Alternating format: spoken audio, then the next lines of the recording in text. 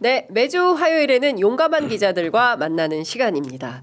오늘도 여기 어김없이 CBS 이정주 기자 그리고 박현광 기자 두 분 나오셨습니다. 어서 오십시오. 네, 안녕하십니까. 반갑습니다. 말이 씹혀가지고 죄송합니다. 네, 제가 광고가 많아요. 광고가 뭐 2개밖에 없어요.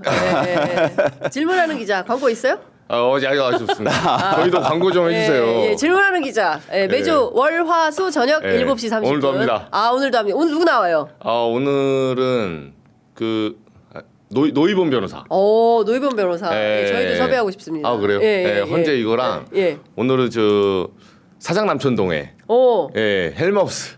야. 네, 제 헬마우스 특집으로. 헬마우스. 연예인이네요, 연예인. 네. 헬마? 사인 받을까?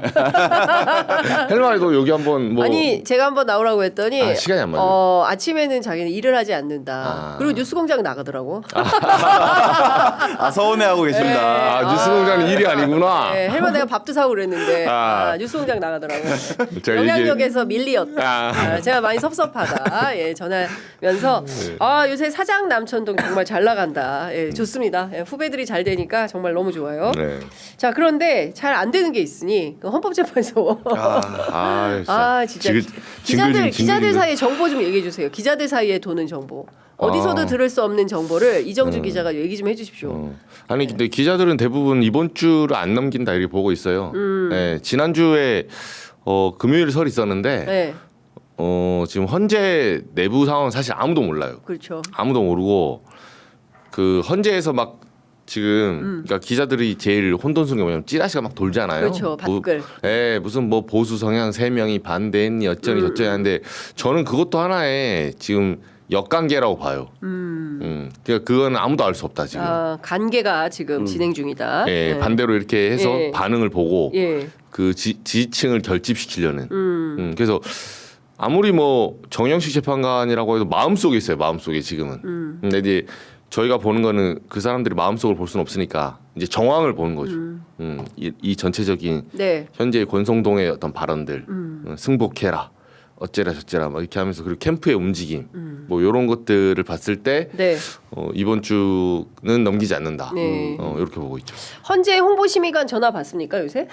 안 받습니다. 안 받아요. 네, 안 받고 이게 그런 거예요. 일단 전 먼저 말씀드리고 싶은 게 어제 제가 새벽에도 저를 좀 응원해 주신 분들 몇 분 계세요. 이제 명태균 게이트 지나면서. 근데 그분 팬클럽 생겼나? 팬클럽이라고 말하기도 힘들고. 이제 그분들 중에 한 분이 새벽에 카톡이 죄송하다고 연락이 오셨더라고요. 그러면서 하셨던 말이 너무 불안하다. 어떻게 될 것 같냐. 헌재 결정 언제 나올 것 같냐 이렇게 말씀하시더라고요. 근데 이제 헌재 결정이 언제 나올지는 아무도 모르죠. 선배 말처럼. 근데 확실한 거는 국민의힘 의원들도 여당조차도 사실은 인용될 거라는 거를 생각하고 움직이고 있다.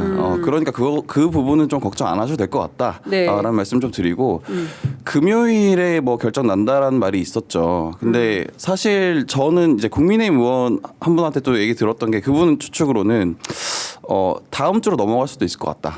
왜냐하면 헌재에서 지금 걱정하고 있는 거는 이 어떤 결정이 나든 국론 분열이 될 것을 우려하고 있다. 그렇기 때문에 조금 여론이 시간이 길어질수록 좀 텐션이 낮아지잖아요. 그 낮아지는 텐션을 좀 기다리고 있는 거 아닌가. 그리고 절차적 정당성을 얻기 위해서 더 심의를 오래 하고 있는 거다. 평일을 오래 하고 있는 거다. 뭐 이렇게도 좀 보시더라고요. 그러니까 시간이 조금 더 길어질 수도 있지만 좀 의연하게 침착하게 기다리시면 좀 좋을 것 같다라는 생각이 듭니다. 지금 답답하고 좀 헌재가 좀 국민들의 가려운 속을 팍팍 긁어줬으면 좋겠는데 그게 안 돼가지고 답답하실 것 같아요. 맞습니다. 그래서 제가 가려움 완화제 하나 소개하고 광고를 잘하셨어요. 잘 넘어가시는. 이건 저 정프로한테 배웠어요.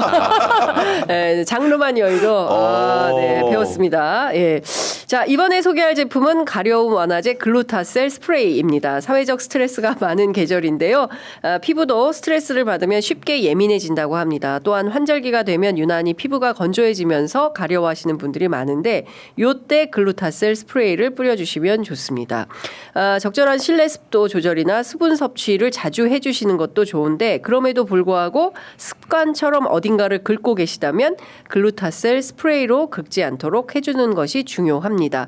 순한 화장품 성분이기 때문에 누구나 부담 없이 사용하실 수 있고요. 평소 가려워하시는 어르신들 그리고 긁어대며 보채는 아이들 또한 약을 사용하기 곤란한 임산부들까지 안심하고 꾸준히 사용할 수 있어서 좋은 반응을 얻고 있다고 합니다. 지금 긁고 계시다면 긁지 말고 과학적으로 개발된 글루타셀을 뿌려보시기 바랍니다. 이 글루타셀은 전국에 있는 글루타셀 취급 약국이나 인터넷에서 구입하실 수 있고요. 재구매 고객들이 많아서 45ml 증정 이벤트는 계속된다고 합니다. 자. 사용 기한도 좀 기네요. 그래요. 사놓고 예. 필요하실 때 뿌리시면 될 것 네, 같습니다. 그렇습니다. 그 아토피 때문에 매번 이렇게 긁는 분들 계시거든요. 이제 네. 그런 분들이 좀 시원하게 뿌려주시면 좋을 것 같다라는 말씀을 좀 드리겠습니다. 자, 제가 이것 좀 여쭤보려고 합니다. 어제도 저희가 살짝 짚었었는데 이 김성훈 경호처 내부에서 일종의 이게 반란이라고 해야 됩니까? 경호 3부장 해임을 의결했어요. 네. 이분이 어떤 분이냐면 윤석열 체포영장 집행되는 게 맞다. 그것이 법치주의다. 오히려 체포영장을 못하게 막는 게 이거 법 집행을 막는 거 아니냐. 이게 위법행위다라고 경호 했던 사무장님. 분. 그렇죠. 그런데 이분을 해임을 해버렸어요. 물론 이거를 최상목 대행이 결재하면 진짜 해임이 되는 것이고 최상목 대행이 어떻게 하는지 지켜보도록 하겠습니다. 요거 어떻게 생각하세요? 찍어내기 인사. 아, 네. 저 어제 취재를 좀 해봤는데, 네. 뭐 그 본인이 이제 지금 변호인이 있어요 따로 변호인 있고 이제 해임 무효 소송 이거 등등 이제 대응을 하시니까 네. 제가 뭐 아주 미세한 내용은 좀 말씀드리기 그렇고 그 김성훈 차장 이 지금 이강호 본부장 이 경호처 5기예요 5기. 네, 이제 이 공채 5기들이거든요. 네. 이분들이 이제 96년도인가 입직을 하셨습니다. 근데 지금 뭐냐면 이 5기들이 그 경호처 내부에 소문이 5기들이 판치고 있다. 아. 예. 오기가 판친다. 네, 5기들이 5기 부리고 있다. 뭐 이런 식으로. 오기들이 오기를 부리고 있어요. 네, 끝까지 예. 지금 초반부터 그 얘기 많이 나왔었거든요. 네. 근데 이 5기들이 그 특히 이광우 본부장하고 네. 그당 이틀막의 주인공 있잖아요. 그러니까 직접 한 거는 그 뒤에 있던 네. 이광우 본부장하고 저 김성우는 군대 그 선후임관이에요. 군대 갔을 때. 군대에서 예, 원래 경호처 사람들이 과거에는 이제 체육 전공한 사람도 많이 들어오고 예. 요새는 안 그래요. 근데 과거에는 그런 연으로 저 경호처란 직업이 사실 유명한 직업이 아니잖아요. 몇 명 예. 뽑지도 않아요. 예. 근데 이제 아름아름해서 서로 끌어주고 어떻게 해서 들어가고 공채를 이제 했는데 이분들이 들어간 다음에 인사적치가 발생했거든요. 사실은. 그래서 내부에서 이 계엄령 전에도 논란이 좀 있었어요. 근데 이번에 이제 자의적으로 해임당한 이 3부장 네. 이분 이제 기혁 씨라고 나오잖아요. 네. 예, 제가 뭐 이분 이제 신상이 있으니까 니은 씨요. 니은 씨 정확히 말하면 기혁 씨, 김 씨는 아닙니다. 네. 예, 니은 씨 요 정도인데 니은 씨인데 이분은 7기입니다. 예, 그래서 경호처 5기와 그 7기면 사실 이 정도면 우리 군대 있으면 병장 말년 가잖아요. 병장 6호봉이나 4호봉이나 같이 친구예요. 근데 이거를 지금 그 5기들이 다수가 그 상부를 장악하고 네. 지금 경호처 자체를 흔들고 있는 거예요. 그래서 7기도 사실 이 사람들은 뭐 항명이라고 어쩌고저쩌고 하는데 할 말을 할 정도 되니까 한 겁니다. 그러니까 아주 이 소위 말해서 그 범접할 수 없는 관계가 아닌 거죠. 그렇죠. 관계가 이게 차이 많이 나면 급수가 차이 많이 나면 말 못하죠. 근데 같이 늙어가는 처지에 퇴임도 얼마 안 남았어요. 왜 네. 대통령 하는데 헌법상 이게 불법이다. 그래서 한마디 한 거예요. 네. 예, 근데 김성훈이 지금 사실 구속이 안 되면서 들어갈 줄 알고 그 당시 분위기는 이제 체포되고 그렇죠. 네. 전반적으로 이렇게 흘러가고 있다가 네. 김성훈이 빌런이 지금 다시 복귀했죠, 사실은. 예. 그러니까 윤석열이 복귀하면서 그 자신의 키를 다시 잡은 거예요. 힘을 얻었죠. 예. 네, 그러면서 지금 보복이 들어오는 건데 이 내부에서는 굉장히 불안함이 많이 지금 번지고 있어요. 왜냐하면 지금 3부장을 이렇게 소위 말해 잡았다는 거는 네. 이 다음 타겟도 있거든요. 그렇겠지. 예, 이 당시에 뭐 마지막까지 뭐 칼로 싸워라, 도끼로 뭐 꺼내봐라, 막 윤석열 그랬잖아요. 그랬다는 총 쏴라. 그런 보도가 있었잖아요. 네. 근데 결국은 이 헌법 정신에 입각해서 국민 주권 이걸 지키기 위해서 경호처 직원들이 거기에 대해서 항명한 거예요. 그러니까 대통령에게 항명한 거지 국민에게는 순응한 거죠. 그렇죠. 예, 이건 헌법상 적법 절차를 지킨 겁니다. 근데 현재 검찰이나 수사기관이 잘못된 방향으로 가면서 이 사람들을 궁지에 몰고 있는 거예요.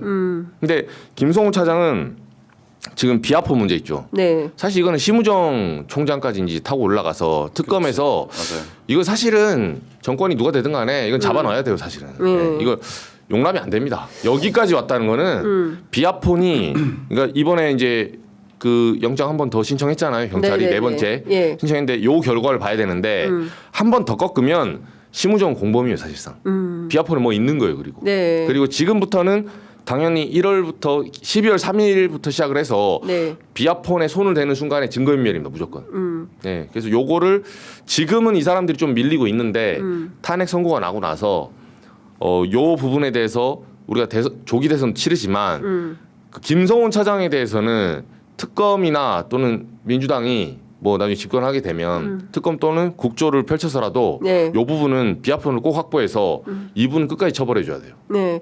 아니 그러니까 지금 징계위원회 분위기가 마치 피의자 뭐 취조 뭐 신문하는 것 같았다라는 게 그 변호사 측의 이제 설명인 거고 결론 정해놓고 징계 그냥 너는 어차피 그쵸. 기밀 뭐, 유출했다. 그쵸. 뭐 이걸로 찍어가지고 근데 이런 일들이 너무 많았잖아요. 박근혜 때도 박관천 경정이 똑같은 방식으로 오히려 되치기를 당하는 이런 일들이 있고 구속까지 됐어요. 박관천 경정은 이런 일들이 생기면 안 되는데 또 이런 일들이 벌어지기 시작한 거다. 그러니까 이거 바로 교정이 돼야 되는 것이고 지금 보면 오히려 내란 세력들이 활개치고 다니기 시작하는 거예요. 네. 심우정 총장이 일종의 이제 면허권을 부여하는 건지 자기도 공범이라서 그러는 건지 알 수 없지만 이거 진짜 부조리와 부정의가 정의를 이기려고 덤벼드는 이런 판 아니겠습니까? 그러니까 이게 저는 이 3부장의 해임권에 대해서는 지금 당장 우리가 행정적으로 어떤 조치를 할 수 없지만 정치권에서 이거는 우리가 다시 막아주겠다. 이거는 원복시켜주겠다라는 강력한 메시지를 내야 된다고 봐요. 왜냐하면 그렇지 않으면 어느 누가 이제 불이한 명령에 항복하게 저항하겠습니까? 네. 이게 보장되지 않으면 앞으로도 또 다른 제대로 되지 않은 명령에 대해서 그냥 승복해야 되는 받아들여야 되는 수밖에 없다. 그러니까 네. 지금 보면 박정훈 대령들이 도처에 있어야 되는 거예요. 그리고 이제 저는 개인적으로 어제 MBC 보도로 알려진 그 곽종근 사령관 네. 부인 인터뷰 회유 내용에 했나? 그 변호사 동기들이. 회유 네. 얘기가 이게 내용을 좀 들어보면 곽종근 사령관은 상당히 좀 단단하구나. 그러니까 무슨 얘기냐면은 사실상 민주당 김병주 의원 저희 뭐 내일 나오시겠지만 김병주 의원의 꼬임에 빠져가지고 그런 것이다라고 이제 일종의 자백을 해라라는 내용이었던 거잖아요. 민주당 회유 때문에 어쩔 수 없이 그죠. 거짓 자백한 거다라고 그치, 말해라. 말해라. 예, 뭐 그렇게 이제 요구를 받은 건데 그거 아니다. 그리고 민주당으로부터 그런 회유 받은 적이 없다라는 것을 분명히 이제 얘기를 하고 있는 거잖아요. 이제 그럼에도 불구하고 끊임없이 곽종근 사령관의 도끼로 총을 쏴서라도 문을 부수고 들어가서 안에 있는 의원들을 끄집어내라라고 말한 것은 사실이다. 대통령으로부터 전화 받은 거 맞다. 이것이 흔들림이 없는 거예요. 그러니까 곽종근 사령관을 탄핵하려고 그 진술을 탄핵하려고 끊임없이 일종의 이제 공작을 하고 있는 건데 그 회유에 넘어가지 않고 있다. 저는 이게 굉장히 중요한 것 저 같아요. 아내분이 너무 대단한 것 같아요. 네, 곽종훈 사령관도 곽종훈 사령관이지만 예. 아내분도 단호하게 이런 예. 연락하지 마세요. 라고 말을 하신 거잖아요. 네. 왜냐하면 아내분은 사실은 본인이 잘못한 게 아니시고 사실 어떻게 보면은 가정을 지키기 위해서는 그 회유를 받아들일 수도 있었던 부분인 건데 그거를 당연하게 우리 그 남편 잘못한 거 있으면 벌 받아야죠. 그렇게 단호하게 배척했다라는 게 되게 대단한 것 같다. 네. 그러니까 지금 상황에서는 수많은 박정훈 대령들이 곽종근 사령관 같은 사람들이 뭐가 정의인지 그것을 국가의 질서를 제대로 잡아주는 역할을 해야 되는 거예요. 그렇지 않으면 이게 구속 취소 사태로 내란 속에 윤석열 피고인이 살아 돌아온 것처럼 보이잖아요. 지금 석방이 됐으니까. 마치 그런 것처럼 행동하고 있죠. 네. 대선 장군처럼. 대선 장군처럼. 그러니까 사실 김성훈 이 차장 같은 경우에도 갑자기 또 이렇게 나서는 이유가 그 윤석열 그 씨가 나와서 시키지 않고서 뒷배가 있지 않고서 어떻게 이렇게 하겠습니까? 네, 분명히 그런 힘이 작용했을 거라고 좀 보이고 이분이 어떤 것을 했는지 또 다시 한번 좀 말씀을 드리면 네. 그 12월 7일 날 단말기의 전체 비아폰 단말기 전체 데이터의 삭제 지시를 하고 또 그 다음에 비밀번호랑 패턴을 다 바꾸라고 지시를 합니다. 그러니까 증거 인멸의 혐의가 있는 거고 그리고 특수공무집행 방해, 그러니까 체포 당연히 안 되게. 그리고 3부장을 어떤 혐의로 어떤 그 이유로 해임을 했냐? 1차 체포 이후에 이 3부장이 특수본 관계자들과 만나서 어떤 이제 상황 공유를 좀 했어요. 그거를 기밀 유출이라고 해서 이제 징계를 하는 거거든요. 근데 이거 당연히 보복성으로 볼 수밖에 없는 게 이 3부장이 그 김성훈 그 차장에게 사퇴하라고 그렇게 공개적으로 발언했었던 사람이기 때문에 당연히 보복성으로 볼 수밖에 없고 이분 또 국조특위까지 나와가지고 가림막 뒤에서 증언도 하셨던 분이거든요. 그러니까 이런 분을 저희가 뭐 어쩔 수 없다 하고 못 지켜드리면 사실은 그 사실 이 우리가 말하는 법치 국가의 일선에서 싸우고 있는 분을 지키지 못하면 그렇죠. 계속 후퇴할 수밖에 없다. 그러니까 지금 양심 고백하고 있는 사람들을 우리 사회와 국민들이 제대로 지켜주지 않으면 이분들이 설당이 없어지는 거예요.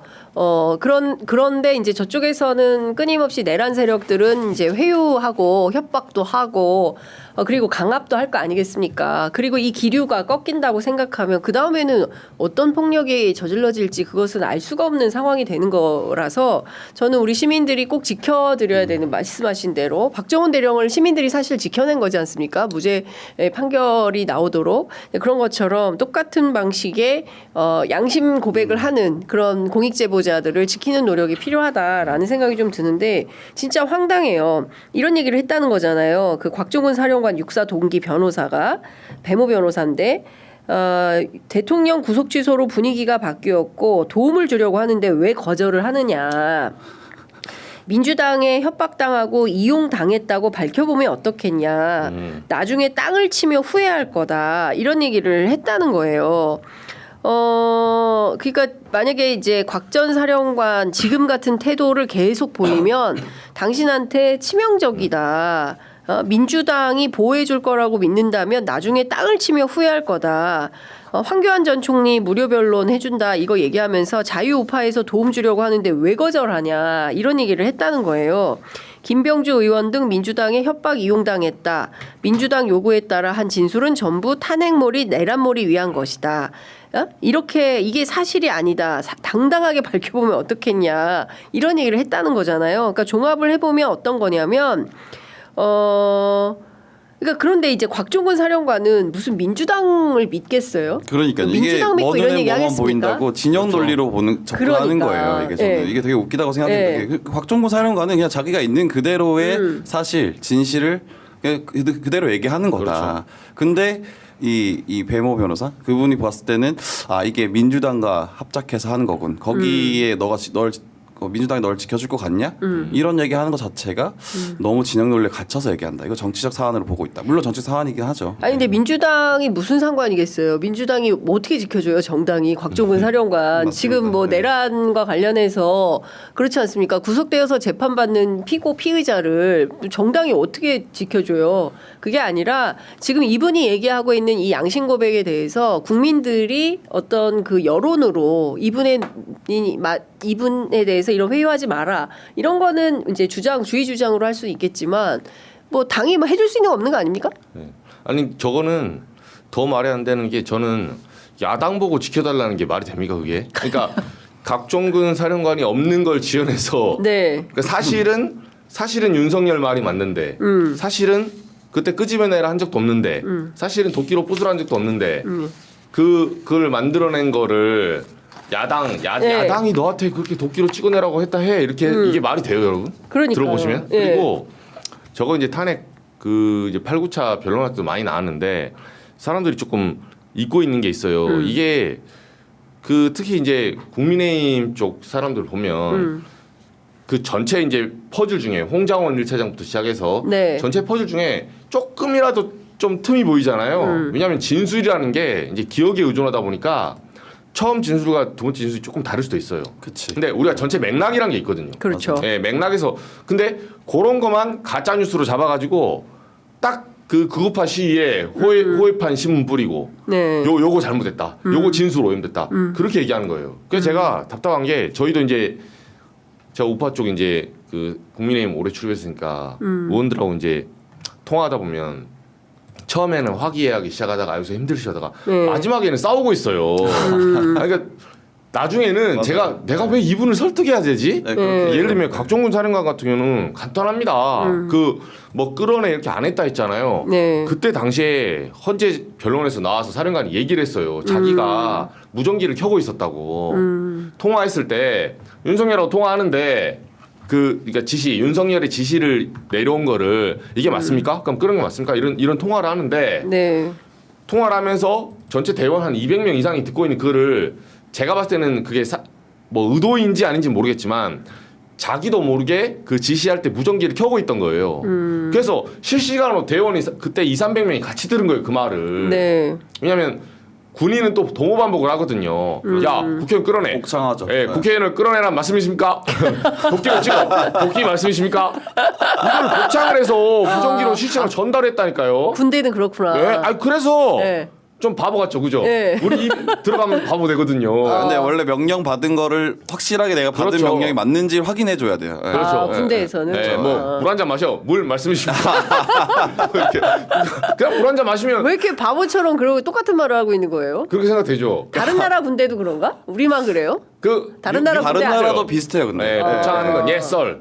이게 이제 옛설이 할 수 있지만 물을 마시란 말씀이십니까? 예, 화장실 뭐 습관화. 예. 근데 그게 이제 처음에 사고가 나는 것도 예방하는 차원도 있고 군기를 잡는 이유 중에 하나가 네. 화기를 다루니까 예. 뭐 예를 들면 지금 장전에 그치. 장전 이렇게 하고 그치. 자기에게 지시하는 그 성향이 있거든. 사람이 자기를 통제하는. 네, 그래서 네. 이게 말을 따라하고 하는 건데 예. 그냥 듣고 하면 귀로는 장전을 들었는데 머리로는 발포로 생각해서 발포를 하는 경우도 있거든요. 그러다 그렇지, 보니까 그거를 맞아요. 단계별로 이제 통제를 하려는 거예요. 근데 각종군 사령관 정도의 고위급조차도 네. 이게 습관화돼 있는 거예요.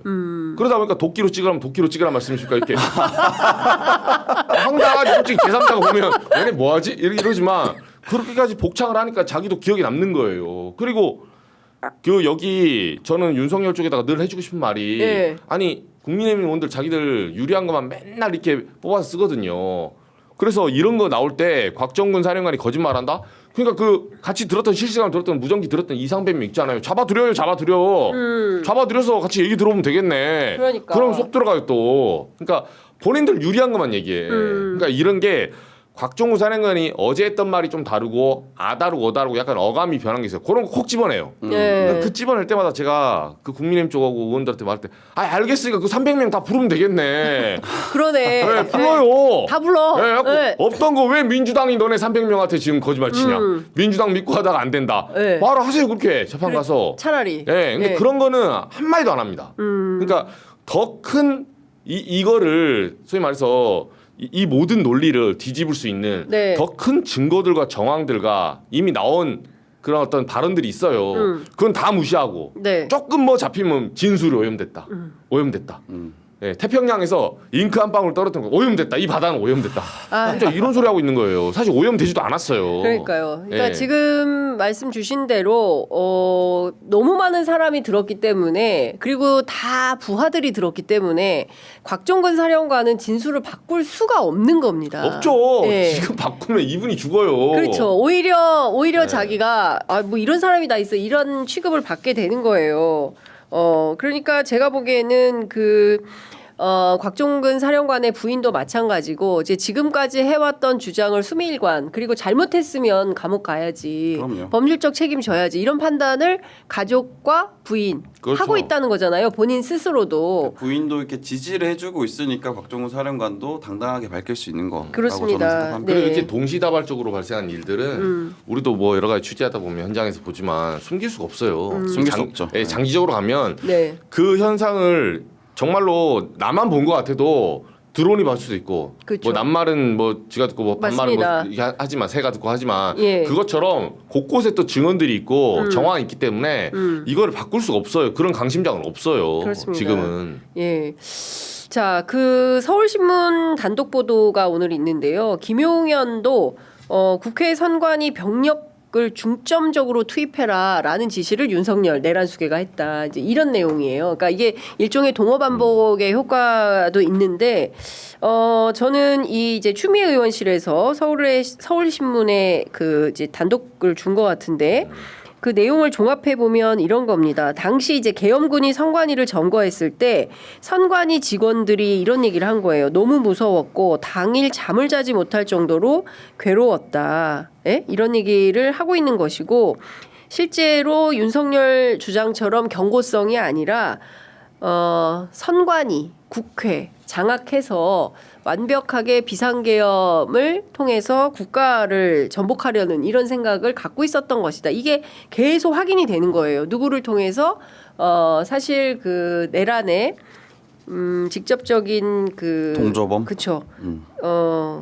해당되는 김용현 장관의 입을 통해서 그렇죠. 이런 게 확인이 좀 되는 겁니다. 그럼에도 끊임없이 뭐 그런 게 아니었고 뭐 2시간짜리 계엄이 있냐 뭐 이런 등등의 얘기를 하면서 헌법재판소의 그 기류를 바꾸려고 하는 이런 2시간짜리 계엄이 있네요. 네. 두시간 하는 거죠 지금. 네, 그렇습니다. 근데 저는 이게 진짜 무서웠을 것 같아요. 당시 계엄군들이 모두 허리에 총을 차고 들어와서 휴대전화를 빼앗고 강압적으로 서버실 문을 열라고 해서 너무 무서웠다. 얼마나 무서웠겠습니까? 예, 그날은 물론이고 현재까지도 극심한 스트레스를 받고 있다. 제가 눈으로 확인했던 계엄군은 7, 8명이었고 저와 방호원 2명이 휴대전화를 압수해서 사용하지 못하게 하고 당직실에 있는 4대의 전화기 코드를 뽑아서 한쪽에 모아놓는 등 연락을 통제했다.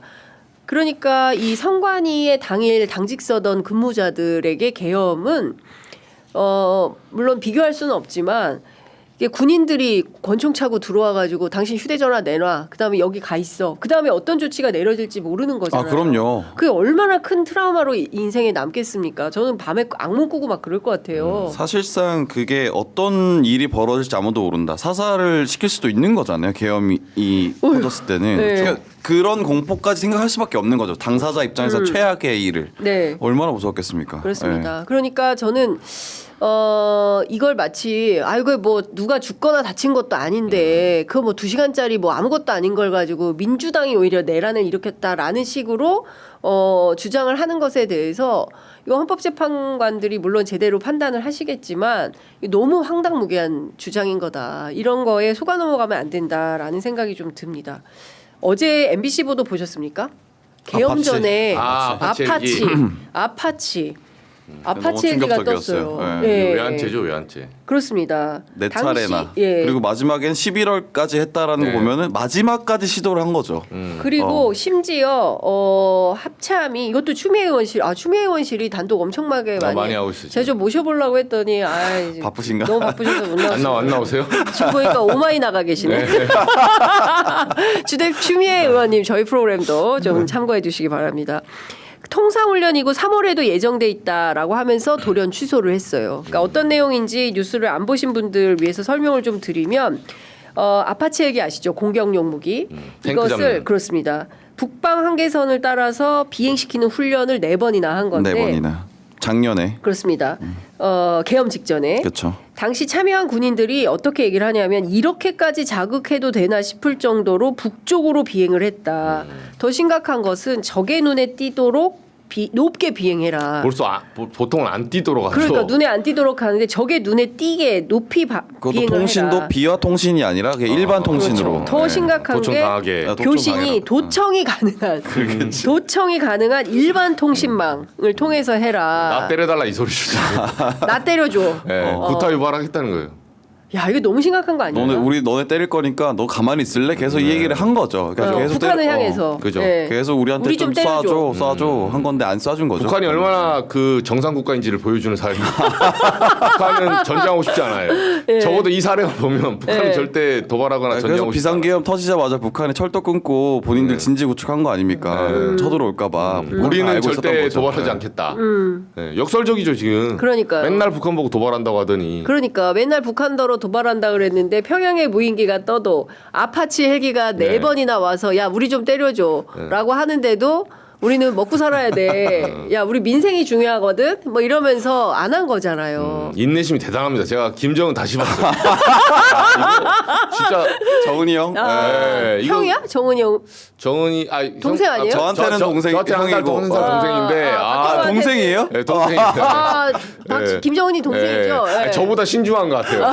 인내심도 있고 와 그 상황에서 참냐. 예. 이게- 아우가.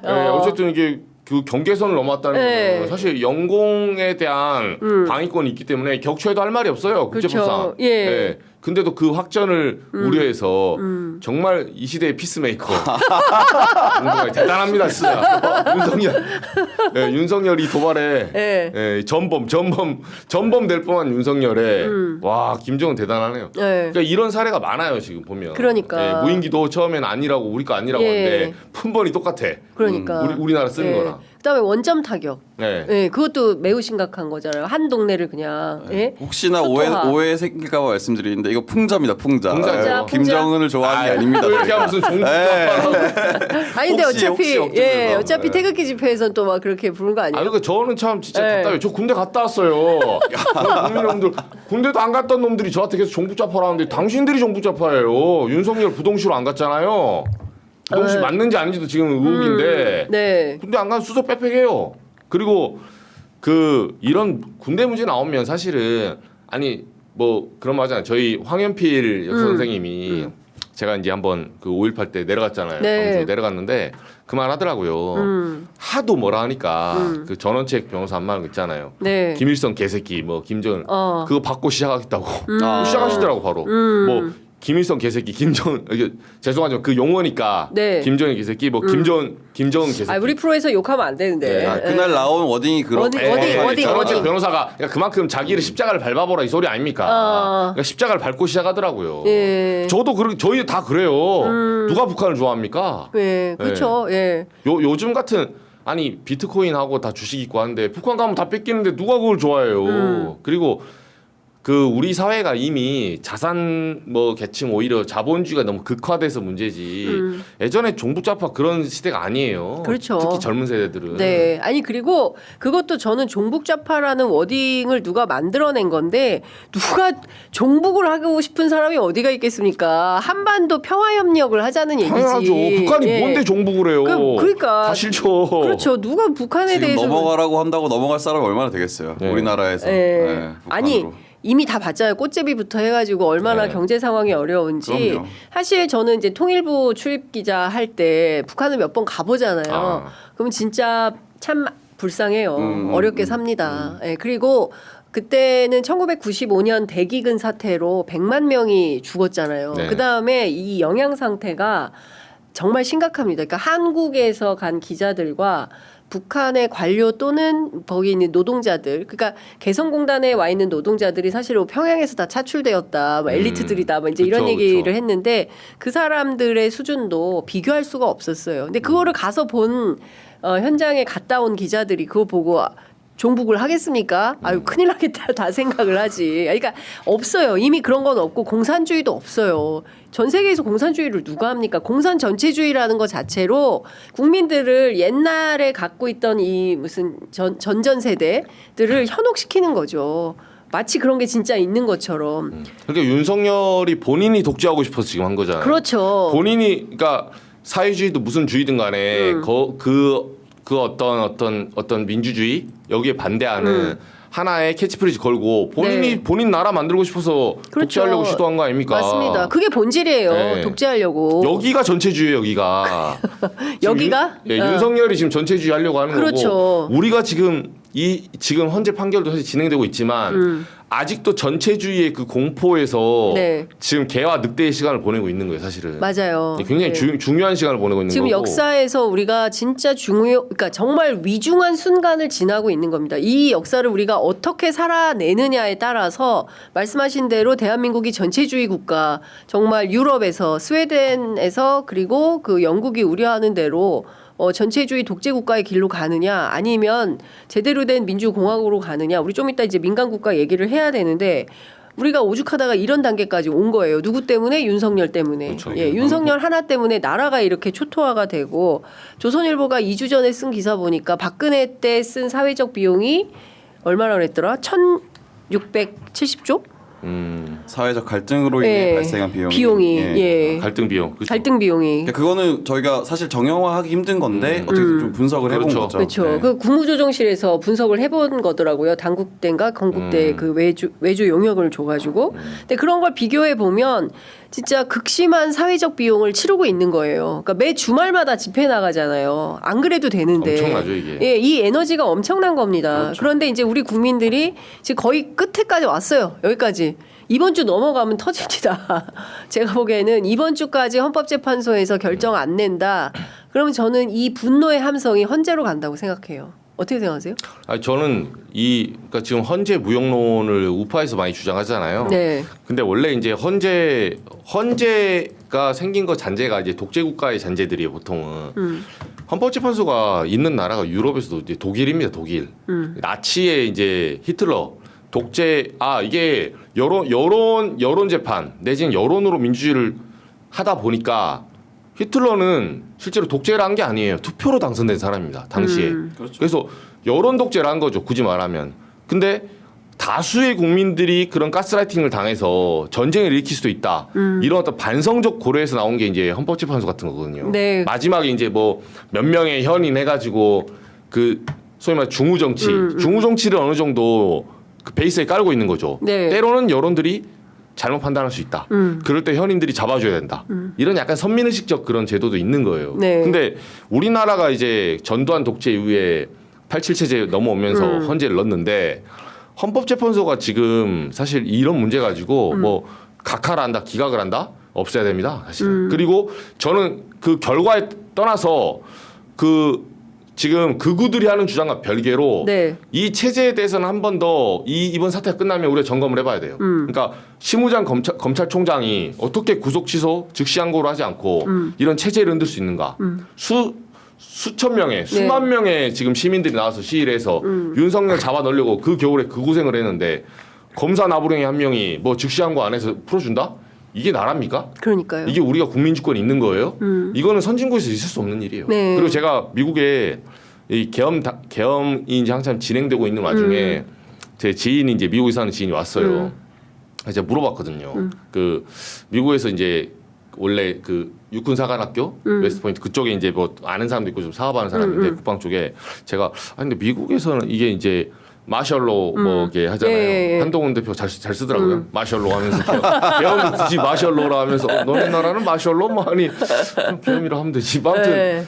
그 이제 힘으로 물리려고 그런 짓 쓴다 이 말이죠. 근데 이제 계엄 설명하면서 미국에서는 뭐 이런 거를 있을 수 있는 일이니라고 제가 물어봤어요. 그러니까 뭐라는 줄 알아요? 이 사람들은 전혀 이해를 못하는 게 뭐냐면 군인이 총 들고 온다고? 그럼 나도 무장해서 쏴야지. 이 말을 먼저 하더라고. 그러니까 무슨 말이냐면 우리는 계엄군이 들어왔어. 이걸 어떻게 막아야 돼? 헌법적으로 절차하는데 미국은 그게 아니야. 들어오잖아요. 그래 알았어. 나도 탄창 챙길게 새끼야. 이렇게 야 뭐 얘들아 아들아 갖고 나와라. 가만히 써보자. 우리 사슴 잡던 장전하는 거예요. 그러니까 자기 무장에 원리가 있는 거예요 원래. 근데 거기는 총기 소유가 되는 나라니까. 그렇죠. 그러니까 예. 그만큼 그러니까 미국이 특수한 나라기도 하지만 계엄은 꿈도 못 꾼다는 거예요. 자체 무장이 가능하고 시민이 자신의 목숨을 자신의 생명을 사유재산, 생명과 재산을 지킬 권리가 있어요. 사후적으로 나중에 처리하는 거지. 그래서 미국에서는 우리가 세금 낸 군인이 우리한테 총구를 들이댄다고? 말도 안 되는 소리예요. 그게 상상이나 돼? 그러니까 지금 정말 이제 중요한 포인트인데 말도 안 되는 일이 버젓이 벌어지고 있기 때문에 그러니까 저는 이제 국민들이 이제 인내심의 한계가 조금씩 닥쳐오고 있다. 물론 이제 박근혜 때도 마찬가지였습니다. 그럼에도 불구하고 박근혜 때도 요맘때면 다 상황이 정리됐어요. 이제 대선 이제 채비하고 준비할 때예요. 3월 10일 날 박근혜 탄핵이 그 결정이 됐기 때문에. 그렇죠. 근데 지금 오늘 며칠이에요? 18일 아닙니까? 예, 여드레가 지나고 있는 겁니다. 네. 그렇기 때문에 국민들께서 이게 더 늦어져서는 안 된다라는 판단들을 하고 계시는 거고. 그렇죠. 우리 국민들은 자체 보장도 할 수 없는 그런 상황인데 얼마나 답답하시겠어요. 자체 보장하면 안 돼요. 자체 보장하면 큰일 납니다. 그런 나라로 가면 안 되고 대한민국은 미국처럼 가면 진짜 내전이 그럼요. 벌어져요. 당연히 안 우리는 되죠. 분단 국가이고 절대로 총기 소유나 이런 거를 허용해서는 안 되고. 그러니까 폭력을 독점한 집단들이 헌법을 네. 지켜주고 절차를 지켜줘야 그렇습니다. 예. 돼요. 네, 그러니까 그래야 사병이 이것도 사실은 심각한 국가 폭력인 거예요. 당연하죠. 어마어마한 국가 폭력을 네. 지금 저지르고 있는 겁니다. 내란숙의 윤석열이. 그 의해서 우리가 지금 이거를 절차적으로 민주적으로 이 상황을 해결하려고 하다 보니까 너무 힘이 들지만 그래도 이거 말고는 다른 방법이 없다라는 생각이 아니 듭니다. 웬만하면 법원에 대해서 아무도 비판 안 하는데 그렇죠. 어제 제가 박은정 의원 만나 보니까 지기현 판사 비판하더라고요. 이게 왜냐면 네. 우리 다 알지만 저는 이렇게 봐요. 100번 양보해서 그 지금까지 맨날 사람 구속시킨 날로 해오다가 하필 윤석열 아니 윤석열이 장발장이에요? 어디 뭐 빠음치다 지금 들어갔습니까? 그 사람을 위해서 피고인의 이익으로 지금까지 수백 명 수천 명 다 진짜 때려 맞으라고 구속시켜놓고 그러니까. 윤석열만 너 정말 불쌍하구나. 너 시간으로 해야지. 원포인트로 풀어준 거야. 그리고 100번 양보해서 그럼 그렇게 다 칩시다. 좋아 그렇게 해서 앞으로 시간으로 합시다. 그럼 다른 사람 다 시간으로 해줘야죠. 다음날 그럼 대검에서 나왔잖아요. 그러니까. 야 다른 놈들은 다 날로 해. 이게 원포인트 윤석열 구속 지금 석방해 준 거예요. 나는 그게 제일 황당해. 네. 맞아요. 그러니까 윤석열만 시간으로 계산해지고 딴 사람들은 다 싹 다 야 다시 옛날로 다시 날로, 돌아가. 날로 그렇죠. 해. 예, 어디 이런 무도한 결정을 내릴 수가 있습니까? 대검이 진짜 국민은 진짜 아랑곳하지 않는 거예요. 국민들이 뭐라 하거나 말거나 자 우리는 원포인트로 윤석열 하나만 봐준다. 그렇죠. 그럼요. 나머지는 싹 다 안 봐준다. 대놓고 이런 위법한 행위를 하는 거예요. 그래서 시체말로 제 주변에 이제 어떤 법조인들도 취재해 보면 그렇게 얘기를 해요. 이거를 정말 좀 과격한 표현이면 야 윤석열 하면 사람이고 다른 시민들은 개돼지냐? 사람 취급 안 하는 거예요. 다른 사람들은 지금 날로 계산해서 다 잡아놨어요. 윤석열만 얼마나 불쌍한 시민이면 시간으로 똑 쪼개서 그것도 취소를 해줍니까? 내란범인데. 그러니까요. 네, 이거는 애당초 이제 대검이 이렇게 하는 순간에 누구도 이걸 납득할 수 없고 지기현 판사도 그러니까 법원도 웬만하면 사람들이 법원 안 건드리는데 네. 이런 식의 판단을 했기 때문에 네. 이미 선민의식 특권층 그리고 체리피커 같은 원포인트 지금 석방을 해준 거예요. 요 그러니까. 부분은 나중에 어느 정권이 들어오든 간에 이거 발본색원해야 됩니다. 그렇습니다. 그리고 검찰은 그래서 해체를 시켜야 된다. 해체 정도의 예. 지금 대변혁을 해야 된다 하는 게 나올 만하죠. 그렇습니다. 네, 그리고 해야 돼요 이제. 지금 보면 김용현, 명태균, 김영선 이 세 명이 구속 취소 청구했잖아요. 저는- 취소해 주세요 빨리. 네? 풀어줘. 풀어줘. 내가 봤을 때 네. 윤석열에 비하면 술한 맛이야. 순한 맛. 김영선이 뭘 그렇게 잘못했어요? 네? 아니 그 사람 공천 받고 싶은 건 자기 마음 아닙니까? 인지상정이죠. 네. 공천 좀 받겠다고 여사한테 줄댔어. 능력 있는 거지. 안 그래요? 내가 옛날에 삼성 이재용이 네. 최순실이 실세인 거 알고 혼자 거기서 줄댔잖아요. 줄댔죠. 물론 걸려서 그런 거지. 냉정하게 보세요. 능력 있는 정보력이 건 아주 대단한 능력 거죠. 있는 거죠. 네. 칭찬해줘야 돼요. 김영선이 잘못한 거는 뛰어난 정치인인 거야. 네, 내가 뛰어나서 미안하다. 이렇게 하지. 헌물 켜지 않고 제대로 네, 찍었으니까. 네. 김건희한테 됐잖아. 지금 풀어줘. 네. 풀어주십시오. 뭐합니까? 법은 뭐예요 도대체? 대검 뭐합니까? 명태균 풀어줘. 명태균 얼마나 훌륭한 통계학자예요. 여의도에서 딱 거 때려 맞춰. 너는 장님무사다.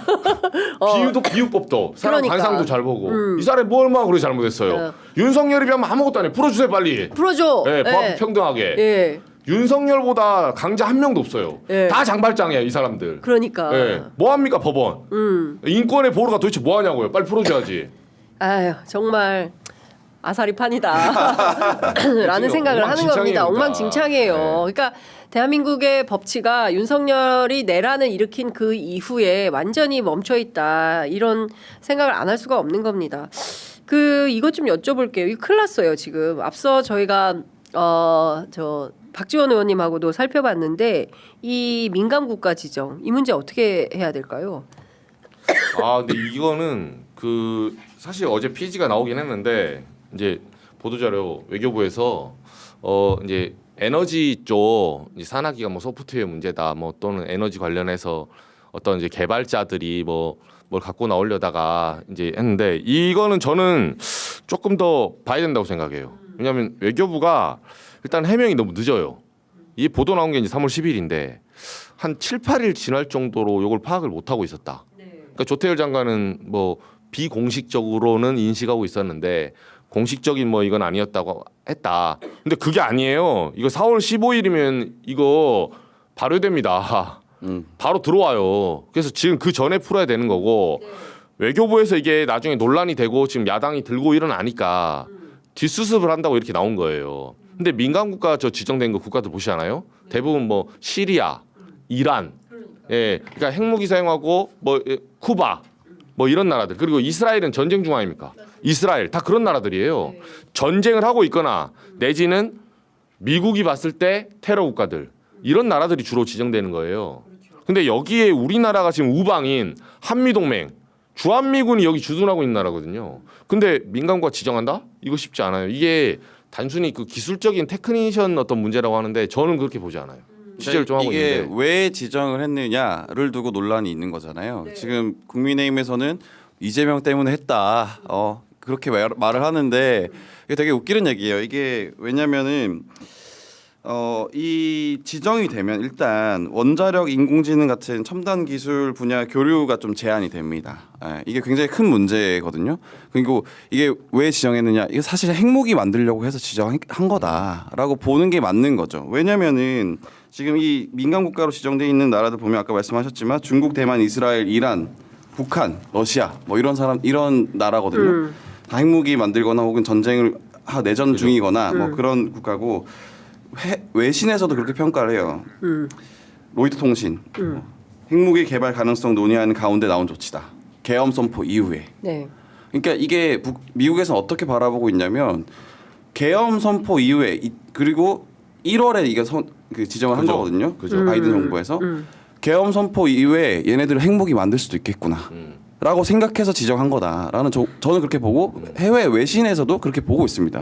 왜냐하면 아까도 말씀하셨지만 계엄하고 난 다음에 실권자 누구냐라고 봤을 때 뭐 노상원, 그리고 김용현 국방부 장관 어떤 사람이에요? 완전 핵무장론자거든요. 그렇죠. 엄청난 핵무장론자예요. 이분 그 국방부 장관 청문회 당시에도 모든 길은 열려 있다. 뭐 이렇게 취지로 얘기했고 계속 그 주장을 고수했던 사람이에요. 그러니까 미국 입장에서 봤을 때는 계엄 이후에 한국이 핵무장할 수도 있겠구나라고 판단을 해서 지정을 한 거다. 저는 그렇게 좀 보입니다. 사실. 그렇죠. 네. 말씀 주신 대로 민감 국가 및 기타 지정 국가 여기 SCL이라고 하는데 여기에 이제 테러 국가, 테러 지원국은 북한, 이란, 리비아, 시리아 뭐 이런 6개 나라가 되어 있고 그밖에 다른 나라들 우리는 여기에 카테고리에 들어가 있는데 중국, 러시아, 이스라엘, 인도, 파키스탄, 카자흐스탄, 우즈베키스탄, 한국 이렇게 되어 있는 거예요.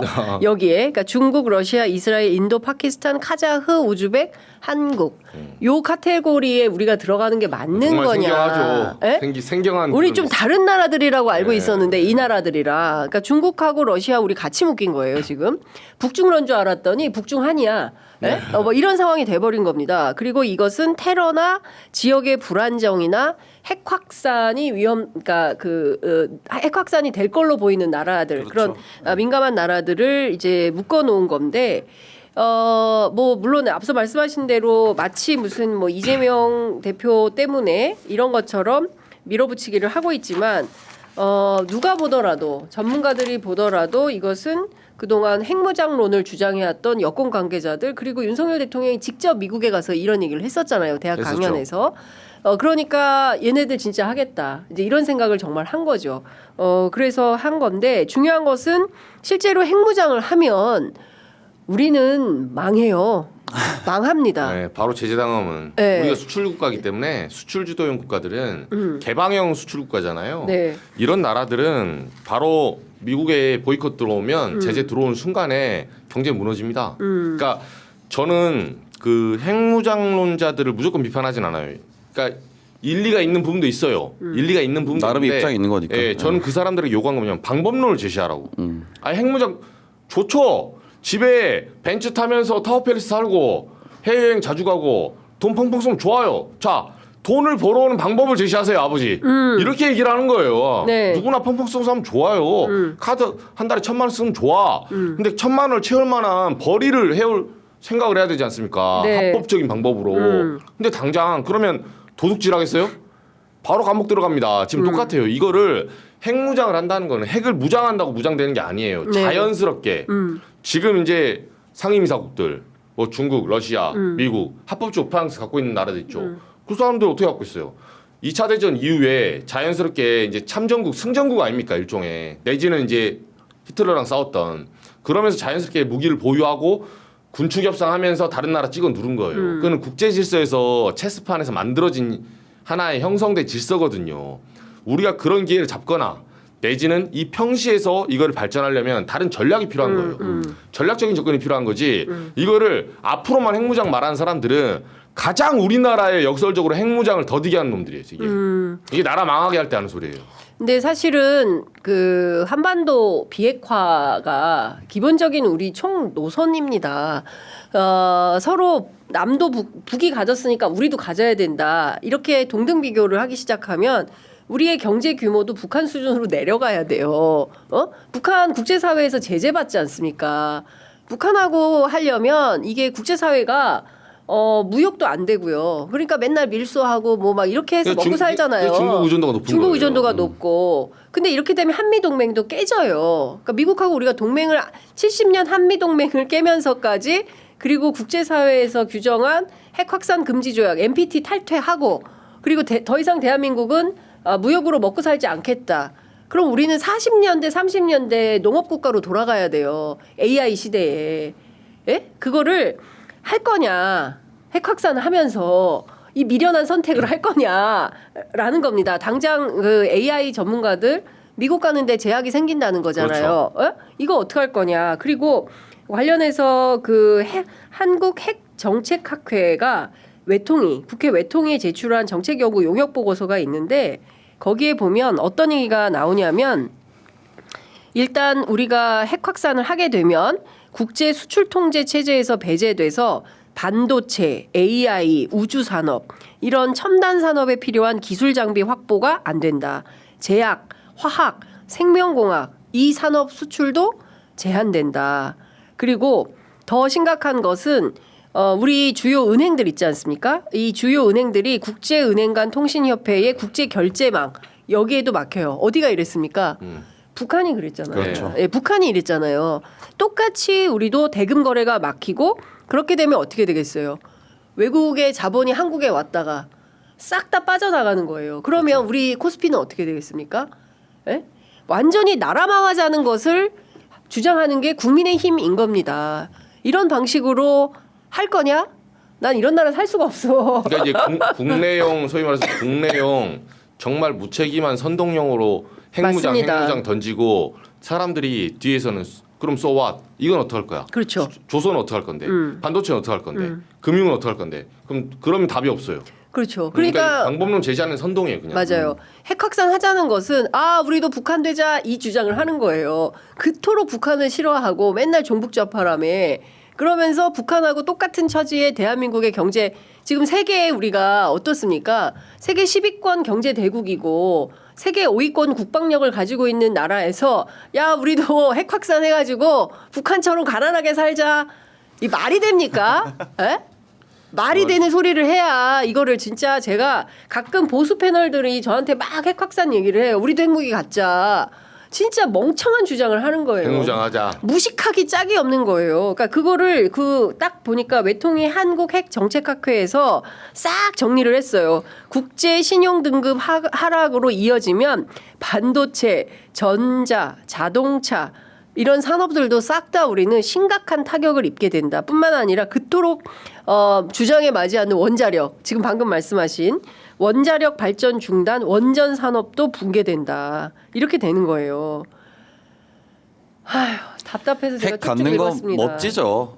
그 일감으로 딱 들었을 때 우리도 핵무장했어? 우리도 핵탄도 있어? 멋지다. 우리 강하다. 이게 보수 쪽에 먹히는 얘기거든요. 그래서 여담이지만 한동훈 그 전 대표가 그렇죠. 지금 핵 확산론 다시 들고 나왔잖아요. 근데 이제 취재를 좀 해보면 한동훈 측에서는 왜 지지율이 박스권에 갇혀 있느냐를 고민하더라고요. 기자들한테도 물어보고 그렇게 하니까 갇혀 있는 거예요.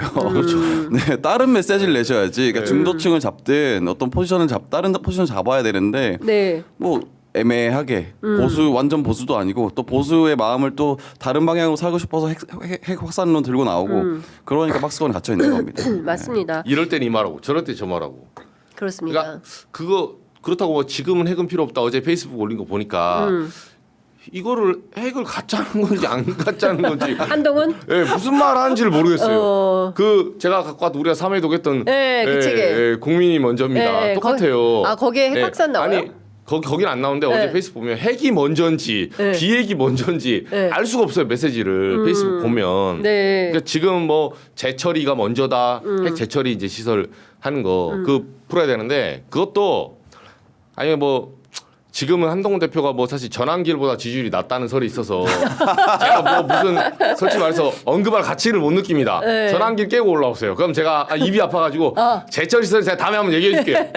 이것도 들으려면 좀 지지율이 돼야 돼요. 제가 봤을 때. 참고로 하나만 말하면 일본이 제철 시설이 있는데 해체하고 있어요. 해체하고 있어. 그러니까. 이게 위험성과 리스크가 너무 커서 그냥 제철 시설 하는 게 뭐 기술적으로는 우리 자동차 갖기 전에 오토바이 한 대 있으면 좋지 않아? 이런 거거든요. 네. 오토바이 그냥 날로 옵니까? 오일 갈아주고 기름 넣어야 되고 게다가 핵은 그런 어떤 소모품이 아니에요. 네. 들고 있으면 계속 리스크가 발생하는 거예요. 방사능 때문에. 그렇죠. 일본도 그래서 제철 시설을 지금 줄이고 있다니까요. 네. 해체 중이에요. 그러니까 끊임없이 이것은 그 화장실 없는 아파트를 짓는 것과 같다라는 비판을 그렇죠. 하고 있잖아요. 다만 이제 트럼프가 이제 북미 이 관계를 풀기 위해서 핵군 축 협상에 돌입할 가능성이 저는 있다고 봅니다. 이제 그럴 때 한반도는 어떻게 할 거냐. 완전히 제가 보기에는 한국은 패싱당할 가능성이 매우 높은데 이 과정에서 정치적으로 어떤 그 돌파구를 마련할지 저는 이건 차기 정부에 굉장히 중요한 과제가 될 것 같고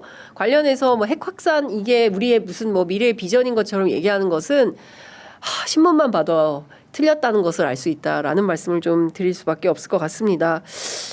오늘도 좀 용감한 기자들의 뜨거운 취재 내용 저희가 잘 들어봤는데요. 다음 주에는 어디 다녀와서 무슨 얘기 해주실지 벌써부터 기대가 됩니다. 다음 주 저희가 이제 진짜 한 고비를 넘겨야죠. 그러니까. 파면 이후에 만나야죠. 다음 네. 주는 좀 새로운 얘기를 했으면 좋겠습니다. 네. 파면하고 만납시다. 그러니까요. 네. 네. 파면하고 만나서 파면하고 여기 파라곤에 이제 네. 홍준표 김문수 캠프 차려주고 여기 올라오면서 쓱 한번 들러서 취재해서 네. 자 오늘부터 대선 캠프 파라곤에 지금 김문수 캠프, 홍준표 캠프, 요 등등 여기 이제 이미 있죠. 이미 있죠. 정조직처럼 이제 예. 있는데 이거 이제 정식으로 차리면 우리랑 같은 대열에 살고 있네.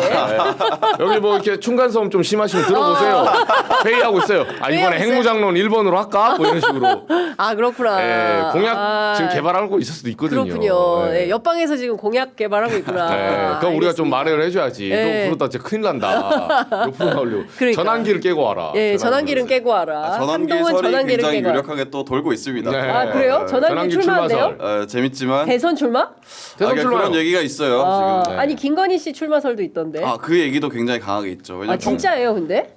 이제 되게 웃긴 게 이제 총선 때도 김건희 여사가 출마하려고 했다라는 게 사실은 그 국민의힘 의원들 사이에서 그리고 여권 내에서도 돌고 있는 얘기거든요. 그러니까 네. 지역도 굉장히 구체적으로 찝혀 있어요. 어디요? 그러니까 처음에는 광주였다가 그리고 어떻게 하다 보니까 강남 병까지 왔었다. 그러니까 이게 뭐 정확한지 아닌지는 잘 모르겠어요. 근데 그 다른 의원들도 좀 그렇게 인식하고 있고 여권 내 그 어떤 인사도 그렇게 인식을 똑같이 하고 있더라고요. 그러니까 네. 강남병 실제로도 굉장히 늦게 공천이 됐어요. 네, 그런 거 보면 실제로 출마를 하려고 하는 움직임이 있었고 그러니까 또 지금도 나오는 거 아니겠느냐 이런 추측이 나오는 겁니다. 그렇군요. 저는 전환기 출마설 다음 주에 제가 한번 준비해 올게요. 근데 진짜 뻥 아닌 게 네. 사장 남천동에서 그걸 좀 5% 나왔죠. 5%. 약간 이게 약간 농담처럼 다뤘더라고요. 네, 근데 그 김건희 설은 제가 사실은 대선은 이거는 좀 난센스죠. 사실 지금 나와도 이제 지는 거거든요. 네. 김건희가 나오면 이제 누굴 잡아먹으려고 하나 요걸 봐야 되는데 전환기 설은 생각보다 일리가 있는 게 그 손현보 목사 있죠. 네네. 세이브 코리아. 그 아드님이 손영광 씨, 그 울산대 교수. 네. 그래갖고 그분이 그 꿈이 대통령이라는. 네, 손현보 목사가 동네방네 갈 때마다 말하고 다녀요 지금. 우리 아들을 꿈이 대통령이다. 대통령 시킨다. 그 손영광 씨가 서울대 나왔거든요. 네, 그래서 본인도 정치를 하고 싶어요. 그래서 지난번에 뭐 행동하는 연금 정치 뭐 청년위원회 했는데 권성동 원내대표랑 만났는데 행동하는 그 대표가 손영광 씨야. 아무도 손현보 목사 아들이라고 얘기하지 않아. 그때 세이브 코리아 막 시위하고 있을 때예요 한참. 근데 그쪽하고 연동되는 게 세이브 코리아 전환기까지 가잖아요. 제가 이제 듣기로는 시나리오 중에 하나인데 전환기를 내면 지금 국민의힘에서 제일 고민인 건 뭐냐면 흥행이에요. 흥행. 이 상태에서 대선 붙잖아요. 100% 깨집니다 그냥. 그리고 지금 후유증이 있기 때문에 윤석열 그 내란 수계 이제 풀려난 다음에 탄핵되면 승복한다 했으니까 거기서 이제 비틀거리다가 그냥 완패할 수 있거든요. 근데 그러면 전국 단위 예전에 노무현 전 대통령 있죠. 이런 것도 갖다 써. 국민 경선 뭐 광주에서 뭐 옛날에 2002년에 그 신화 만들듯이 전환기를 투입시켜서 이제 광주 무슨 경선 해가지고 전환길이 또 집회에서 2분 뚫려가지고 말은 많이 했어요. 뭐 노무현을 존경한다. DJ는 위대한 지도자였다. 그런 소리 하거든요. 그걸 이용해서 지금 뭐 일설에는 제가 들은 첩보는 5.18 그쪽 가서 뭐 출마 선언을 한 다음에 그러니까 흥행이 될 거 아니에요. 구급하니까. 그렇게 한 다음에 이제 후보로 참여해서 국민의힘 전체 경선에 참여하면 흥행이 될 거다. 그리고 거기서 상황을 보고 전환기를 내세워서 이재명을 잡겠다. 뭐 이런 지금 이게 공상과학 같은 거 하는데 김문수보단 낫지 않겠냐. 지금 이거예요. 그 설득력 있죠. 네. 그 다른 김문수보다 신당을 만들어서 그 합치겠다. 그럴 이런 수 있죠. 것도 하나의 구상인 것 같아요. 설득력이 있어요. 제가 보기에는 설득력이 없는데. 아니 일단 내가 몰라. 아니 그 목표가 네. 무엇이냐라고 봤을 때 그렇죠. 사실은 네. 대권을 정말 가지겠다. 정말 다음 정권을 가지겠다라기보다는 그렇죠. 당권 싸움이다라고 보면 이해가 되는 그렇죠. 거죠. 그게 흥행이다. 이것만 보면. 그러니까 얼마나 또 말도 안 되는 주장을 하면서 흥행 요소로 삼겠습니까? 그렇죠. 근데 거기에 우리 언론들이 놀아나면 안 된다고 된다. 생각해요. 당연하죠. 언론들이 그러니까 얘기되는 거하고 얘기되지 않는 거 아무거나 막 다 쓰지 말고 제대로 정말 국민들이 알아야 될 내용들을 걸러서 보도하는 것도 언론의 역할이다라는 생각이 좀 듭니다. 아유, 두 분 무려 11분이나 넘도록 저희가 모셨습니다. 이번 주 말씀 잘 들었고요. 다음 주에 또 뵙도록 하겠습니다. 고맙습니다. 네, 네, 다음 주에 고맙습니다. 파면하고 뵙겠습니다. 네. 고맙습니다. 예, 파면하고 뵙시다. 예.